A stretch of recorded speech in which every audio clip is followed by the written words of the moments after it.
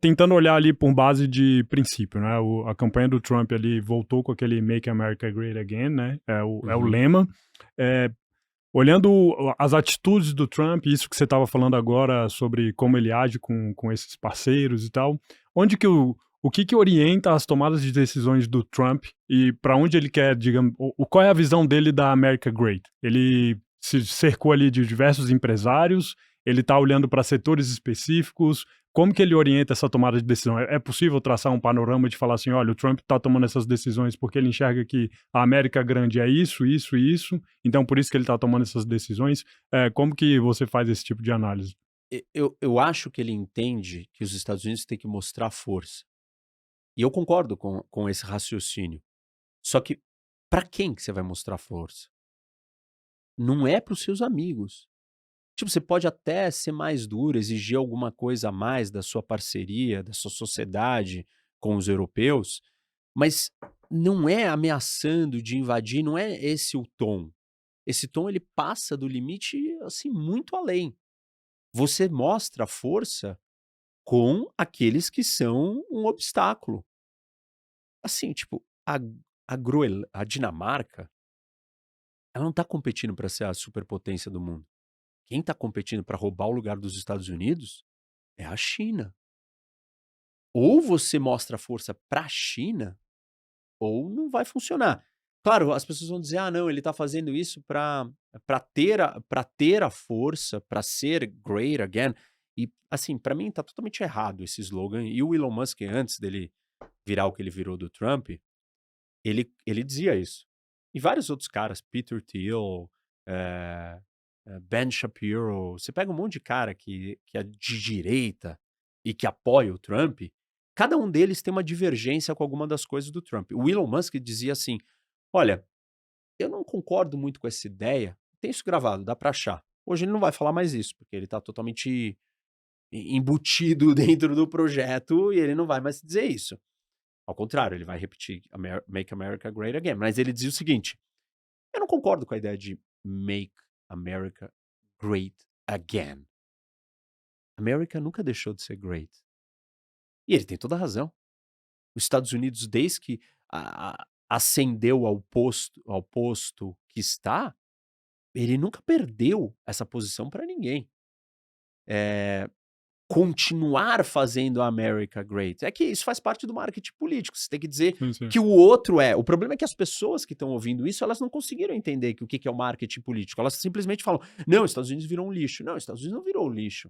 Economia americana disparada, não tem comparação com as outras economias do mundo. A potência, o poderio militar americano não tem comparação. A influência cultural americana não tem comparação. Enfim, para onde você olha, os Estados Unidos é a maior potência. Eu acho que, eh, tem coisas que se o Trump fizer numa direção, ele vai se dar bem. Ele vai ser um cara que vai revolucionar. Se ele expandir o território dos Estados Unidos, ele vai fazer os Estados Unidos ser um país, assim, é um marco inalcançável na história, do mundo. A pergunta é como? A pergunta é sempre como. Invadindo a Groenlândia? Cara, não. Aí acabou. Se ele invadir a Groenlândia, e eu não acho que ele vai fazer isso, eu acho que é bravata, retórica, histeria, show, ele acha que ele tá no reality, eh, aí acabou o mundo. Aí você abriu a porteira do inferno e falou assim: "Tá liberado. Estados Unidos faz isso, que é a polícia do mundo, para evitar que todo mundo faça o que quer, não tem mais moral, todo mundo vai fazer tudo." Desde a guerra da Ucrânia, o número de conflitos no mundo só tem aumentado. Uhum. Porque é a lei das janelas quebradas, da desordem. Quanto mais desordem tem, mais desordem vai aumentando. Então, se a Rússia pode invadir a Ucrânia, por que que o Azerbaijão não pode invadir a Armênia? Por que que Ruanda não pode invadir o Congo? Por que que a Venezuela não pode invadir a Guiana? Por que que a Coreia do Norte não pode de uma vez ir para cima da Coreia do Sul? Por que que a China não pode ir para Taiwan? E assim por diante. Por que que o Irã não pode dominar Israel? Entendeu? E aí, se os Estados Unidos fizer isso, ele desencadeia uma reação inteira e você vai potencializar tudo isso que a Rússia e a China estão começando numa escala muito maior. Ele pode ter a Groenlândia? Se ele conseguir a Groenlândia, ele conseguiu um feito geopolítico inédito. E ele dá um passo, é uma jogada de mestre. Mas ele tem que comprar a Groenlândia. Com o consentimento dos groenlandeses e com a separação da Dinamarca. Consentido, não imposto. Ele quer transformar o Canadá num estado americano, os canadenses têm que votar isso num referendo do país inteiro e querer isso. Ele não pode estrangular o Canadá à submissão econômica para que o Canadá vire um pedaço do território americano. Ele pode. As consequências para isso serão devastadoras. Entendeu? Então, assim, algumas dessas ideias são extremamente ambiciosas e interessantes e ousadas do ponto de vista geopolítico. E que, se elas fossem bem conduzidas, elas podem ser um tremendo sucesso. Estados Unidos, eu tenho dito isso, e acho que eu falei isso da outra vez. A maior rota de navegação do mundo era o Atlântico Norte, até 1990. A segunda, aí a que passa o Atlântico Norte é o Pacífico Norte. Então, existe uma terra, um continente, um território no planeta Terra que tem acesso ao Atlântico Norte e o Pacífico Norte, América do Norte. Quem domina a América do Norte domina a geoeconomia do mundo. Com o degelo do Ártico, existe a possibilidade de você navegar com duas novas rotas comerciais. A passagem do Nordeste e a passagem do Noroeste. Isso encurtaria o caminho de Roterdã para Tóquio, Roterdã na Holanda para o Japão, em 40% da distância, se a gente fizer as passagens pelo Ártico, pelo norte. Do mesmo jeito que Cuba é importantíssimo para a saída dos Estados Unidos do Golfo do México, ou Golfo da América, agora mudou de nome, e Taiwan é importantíssimo para a saída da China, do Mar do Sul da China, e a Crimeia é importantíssima para a navegação dentro do Mar Negro, a Groenlândia, que é a maior ilha do mundo, não continente, é importantíssima para a entrada e saída da passagem do Nordeste e do Noroeste da nova rota do Ártico. Se os Estados Unidos os Estados Unidos têm acesso ao Ártico pelo Alasca. Se os Estados Unidos tiver o Alasca, o Canadá, a Groenlândia, os Estados Unidos simplesmente controla o acesso a essas duas novas rotas. Porque a ilha Groenlândia e o território canadense estão colocados na entrada e saída do lugar onde essas rotas passam. E aí só tem um continente do mundo que vai ter acesso ao Atlântico Norte, o Pacífico Norte e as rotas do Ártico. América do Norte. E aí quem dominar a América do Norte vai continuar dominando a economia mundial mais ainda. Existe lógica para se ter isso? Existe. Países estão à venda? Nunca. A Groenlândia não é bem um país. Então, é uma oportunidade real. É um pedaço de terra gigantesco, a maior ilha do mundo, não continente, só com 57 mil pessoas. E aí tem um país que quer comprar ela.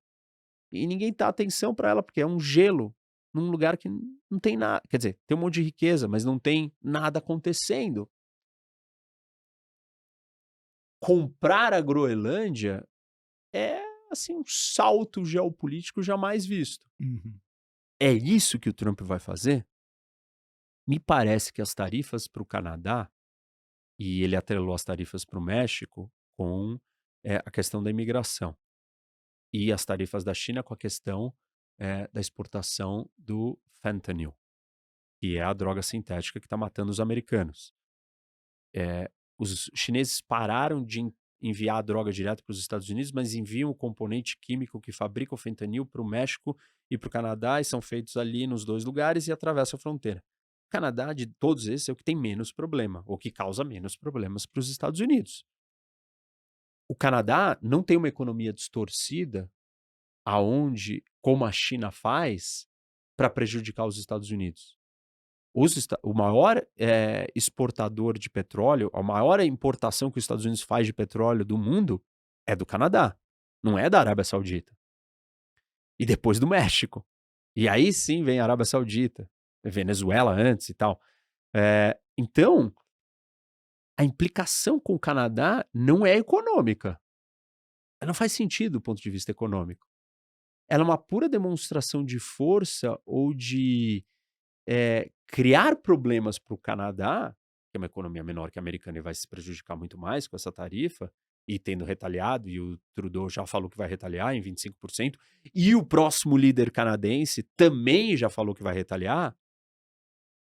Parece que o Trump quer botar eles de joelho para aceitar que eles se tornem americanos. O que, assim, se você pensar já imediatamente, já não é uma boa estratégia. Porque se você vira e fala assim, se o Milley, a gente gosta, né? Quem tá à direita gosta das políticas do Milley e tal, acho que o Milley tá mandando bem. Se o Milley começa a falar que ele quer conquistar o Brasil, que o Brasil tem que virar um estado, uma província argentina, meu, nacionalismo começa a falar alto. Se o Trudeau, que é de esquerda, peitou o Trump, e o próximo primeiro-ministro, que é de direita, disse que vai peitar o Trump também, tá me parecendo que o espírito não é de tipo, e tal, os Estados Unidos fez isso, então deixa eu sucumbir. O espírito é de revolta. Porque, meu, você tá mexendo com o bril da identidade nacional. É fácil de você cutucar isso. O jeito mais fácil de você cutucar e construir identidade nacional é você arrumar um inimigo externo. Porque, claramente, se eu sou canadense, eu não sou americano. Do mesmo jeito que se eu sou brasileiro, eu não sou argentino. Uhum. E é muito fácil você provocar a união do brasileiro. O brasileiro pode estar se matando aqui dentro. Basta aparecer um monte de argentino para brigar com a gente vai parar de brigar entre nós e vamos brigar com os argentinos. E é isso que o Trump está fazendo com o Canadá. Então, não me parece que isso vai dar certo. E, assim, tudo isso é muito problemático. Todas essas estratégias são muito problemáticas. Professor, então eu queria. Não sei se a gente consegue ter uma resposta tão direta sobre isso, mas acho que na primeira parte da conversa, a gente entendeu que os Estados Unidos quer reequilibrar a economia mundial através de tarifas. Talvez seja Eu um não movimento. acho que ele sabe isso e entende totalmente essa história, tá, o Trump. Certo. Mas eu tô dizendo que existe uma realidade que justificaria fazer isso e poderia dar certo. Tá. Porque existe um grande desequilíbrio na economia do mundo. Então- Insustentável. Então tá. Pegar esse primeiro ponto. Tá. Então tá aqui. Vamos reequilibrar, ou mesmo que os Estados Unidos não tenham essa noção. Mas Muita gente nos Estados Unidos tem. Eu não acho que o Trump tá fazendo tudo isso com essa percepção. ao mesmo tempo ele tá fazendo bullying com os amigos ao invés de fazer o Isso. bullying com Os quem inimigos. faz o bullying. Os E burros. pode trazer uma consequência, pô, acho que a analogia com... Eu fiquei me perguntando, pô, mas se eu fosse da Groenlândia, um cara fala, meu, vou te comprar, pô, sou do Canadá, enfim, você vai virar um estado. Acho que a analogia com o Brasil e a Argentina é muito simples, né? Pô, não tem nada que unifique o Brasil, o brasileiro, do que uma briga com o argentino, aí obviamente falando de Tá futebol, bom que né? os Estados Unidos e o Canadá são próximos e amigos. A gente também é próximo e amigo da Uhum. Argentina. Meu, até a Argentina falar que ela quer dominar a gente. Mas o meu pano de fundo, Sim, um vai tanto lá. extenso, mas para a pergunta Não. direta. Você está otimista ou pessimista com esses próximos 4 anos de Trump? Pensando nessas iniciativas, nesses primeiros passos que ele vem dando, né? De um lado, o equilíbrio via tarifa, do outro lado, essa ameaça que pode, talvez até isolar os Estados Unidos dos seus próprios aliados e dar um péssimo exemplo para o resto do mundo. Como é que está seu view em termos de otimismo e pessimismo para o Trump? Eu não acho que necessariamente a tarifa está sendo aplicada do jeito certo. Eu acho que ela pode criar problemas monstruosos. E o primeiro deles você apontou, que é a retaliação e a destruição do comércio internacional. Uhum. Imagina na pandemia, ou lembra da pandemia, quando a gente teve interrupção nas cadeias globais de valor. Você teve falta de coisa. E as faltas de coisa vieram por fechamento das economias. Uhum. As tarifas e as retaliações podem criar fechamentos das economias de certos itens e produtos. O impacto no mundo é gigantesco e muito destrutivo. A estrutura do mundo econômico ela não funciona mais fora das cadeias produtivas. Você não consegue mais.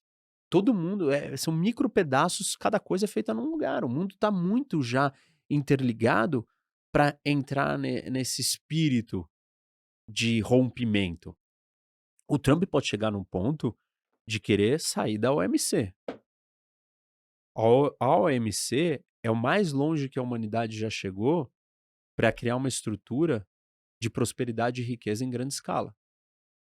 A destruição da OMC é a gente retornar para épocas de Primeira e Segunda Guerra Mundial.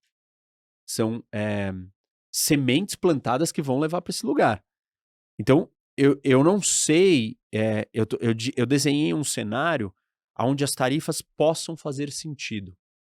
Eu não acho que o Trump está visando aplicá-las com esse enfoque. Mas não dá para a gente virar só e falar assim, tarifas vão ser extremamente destrutivas para o mundo e para os Estados Unidos. Não, as tarifas podem ajudar a resolver um desequilíbrio muito perverso, persistente e profundo da economia mundial. Uhum. Tendo dito isso, aí a imprevisibilidade, a maneira como o Trump conduz as coisas, me parece muito. A gente já sabe que ia ser assim, que era assim. Mas me parece que ele tem menos. Ele tem menos travas, entendeu? Porque ele aprendeu como que faz a coisa acontecer, ser implementada. Ele tem mais habilidade política agora. Ele viu que discurso e que narrativa dá certo. Ele entrou na onda da polarização, ele usou a narrativa da direita versus esquerda, e aí, como todo mundo está polarizado, você não quer a esquerda, você vai ter que ir com a direita. E você vai com a direita e dane-se o que ela faz de errado, né? Porque aí político de estimação e tal, aí entra toda aquela história. Então, eu não acho que ele tá. Eu não acho seguro para onde nós estamos indo. E eu tenho dito que você tem 3 maneiras de você conseguir a paz. E o Trump tem falado o tempo inteiro e falou na campanha que ele é um peacemaker, que ele quer fazer a paz no mundo. Esse é o legado que ele quer deixar. Você faz a paz porque você vence o seu adversário. Vou lá e te derroto e falo, ó, não vai ter guerra. Já venci, meu, acabou. Eu me imponho. Aí tem paz. A gente senta na mesa e negocia. Você cede um pouco, eu cedo um pouco, a gente chega no meio termo. Ou você invade a minha casa pra me roubar e eu falo, meu, não vai ter guerra aqui. Pode levar, tô indo embora, leva a minha casa inteira. A submissão absoluta é um jeito de trazer paz. E eu acho que existem cenários e situações no mundo que o Trump dá indícios que ele vai exigir a submissão absoluta, ou ele vai entregar o aliado para o rival e para o bully. Eu não acho impossível o Trump começar a falar, na verdade ele já falou isso, mas eu não acho que isso saia do radar dele. Eu acho que vai chegar uma hora que ele vai falar, olha, China, fica com Taiwan então. Me dá alguma coisa em troca e eu deixo você levar Taiwan. Isso não é uma guerra durante os 4 anos de Trump, mas isso é plantar a semente para a Terceira Guerra Mundial, que vai vir depois que o Trump for embora. Não porque o Trump era forte e evitou a guerra, mas porque ele está jogando para baixo do tapete um problema que vai explodir em outro lugar. Acho que tem outras regiões ou outros lugares que ele pode até fazer a coisa acertada.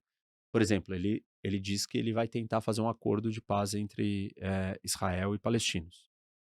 Israel e Arábia Saudita. Se ele conseguir, é um grande feito. A gente tem que entender como vai ser esse acordo. O acordo que ele fez Israel assinar com Hamas é um acordo ruim para Israel. Ele fez Israel engolir um problema que não foi resolvido. Que é o quê? O Hamas continua em Gaza. Israel falou que não terminaria a guerra enquanto não derrubasse o Hamas do poder. Foi congelado o conflito e supostamente nas próximas fases é para encerrar o conflito. Quem continua governando Gaza? O Hamas. O Trump trouxe a paz? Para os leigos e adoradores incondicionais, vão dizer que ele trouxe. Não, ele não trouxe. O Hamas está no poder. Quem fez o ataque e iniciou toda aquela loucura foi o Hamas. O Hamas vai passar 4 anos, 5 anos, 6 anos, 7 anos se preparando, se rearmando, construindo túnel, contrabandeando arma, trazendo munição, preparando, se equipando, treinando gente para atacar novamente. O problema não foi resolvido. Depende como for o acordo que ele vai fazer com Israel. Então, assim, não é tão óbvio, são problemas de muito longa data, não tem uma solução mágica. Ele já está tendo um problema com a guerra da Ucrânia. Ele disse que acabaria com a guerra em 24 horas. Não está nem perto de acabar. Por quê? Precisa combinar com os russos. Uhum. Não combinou com o Putin. O Putin está fazendo o que o Trump quer. Parece que o Putin não se sente ameaçado pelo Trump. E o Putin está ganhando a guerra na Ucrânia. Está ganhando, por que eu vou vender agora? Está em alta? Pô, a expectativa é, subir muito mais, eu vou vender agora. Agora é a hora de eu ganhar. E aí ele já está tentando arrumar outras saídas. A Arábia Saudita tem que baixar o preço do petróleo, porque aí a guerra vai acabar. Porque aí eu vou tirar o dinheiro do Putin. Mas ele fala, não, Putin, você tem que acabar com essa guerra, não faz sentido. Ele não fala, você vai sofrer sei lá o quê. Porque também não tem o que ele fazer, entendeu? E esse é o meu ponto. Não tem nada que você fale pro Putin que ele vai realmente temer. Ele só tem que ser derrotado. Ele tem que ser derrotado na Ucrânia. Essa é a única coisa que ele vai entender. A mesma coisa com o Hamas. O Trump falou que o Oriente Médio ia ver o inferno se os reféns não forem devolvidos até antes dele tomar posse. O Hamas tá com medo do Trump? O Hamas é uma organização suicida terrorista. Se eu virar pro Hamas e ligar pra ele e falar assim, olha, eu vou te matar. Vai falar, fantástico. Você não entendeu que eu já queria morrer? Eu já era um suicida, eu ia me explodir e eu vou morrer te matando? Ele não tem medo. Os Estados Unidos levou anos pra conseguir achar o Bin Laden. Entendeu? Não tem nada que eles possam fazer contra o Hamas em Gaza. Eles vão mandar soldados americanos pra dentro de Gaza? Não. Se os israelenses não conseguem matar todos eles, imagina os americanos. Israel lida com o terrorismo muito antes dos Estados Unidos pensar o que é terrorismo.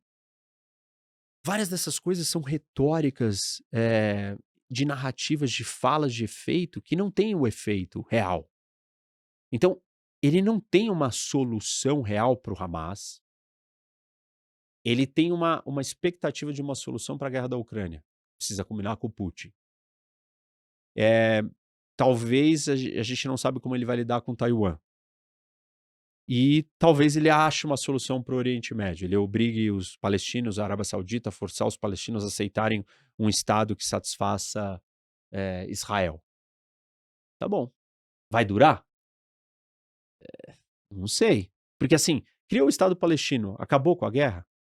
Os palestinos vão parar de atacar Israel? Não vão.